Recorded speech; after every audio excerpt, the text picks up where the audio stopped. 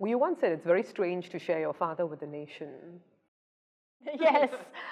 Well, I think all of us in the family felt like, we had only half a father, So we didn't have him full time. So that was tough growing up. But of course, when we were adults, then, we had our own families.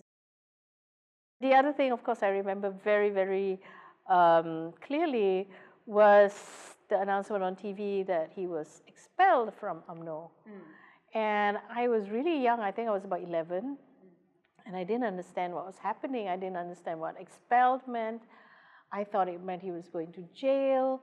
And so I was very upset. I was really, shaken by all this. And my mom was, a great calming factor. She said, no, he's not. He's fine. He's probably partying somewhere, But that was a real scare for me. And it was why I did empathize a lot with Anwar's daughters. When that happened to him in 1998, I knew what it felt at 11 years old to have this thing you don't understand. How did that make you feel? You empathized with his kids. My daughter went to school with one of Anwar's daughters. They're the same age, and she talked about how the daughter came to school right after it happened and sat at the back of the room and just cried the whole day. That yes, there was some dissonance. But, I think life is about dissonance. So you deal with it at the private level. What do you make of the steps that he's taking today at the age of over 90, that he's doing all this? Age of 92. Well, it's I understand it in many ways.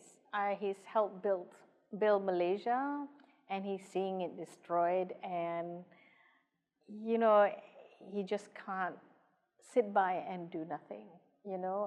He has to go and do something. That's what he feels, and I admire and respect him for that.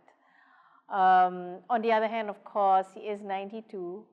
We were so happy and relieved when he stepped down in 2003, because we finally got our dad back, and he's got all these grandchildren, 18 grandchildren to play with finally, and all that.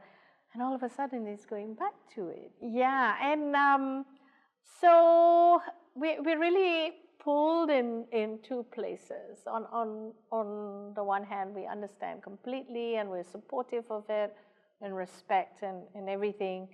On the other hand, of course, we spend a lot more time worrying, What are you worried about specifically? Well, health generally. I mean, although for a 92-year-old, he's in quite amazing health status compared to so many other people. I get tired, and I don't do half the things he does. And how could he not get tired? He was telling one of my nieces, "Hey, I'm feeling a bit tired. Why? And she said, "So Dad, you're 92. He looked at her like, "What? Don't insult me," that sort of thing.